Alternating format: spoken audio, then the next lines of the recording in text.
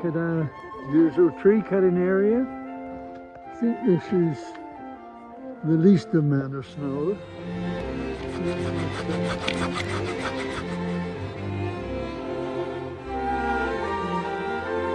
Now we've all cut our trees. And we've all had our Diggimore stew. And we're sitting in 70-degree weather.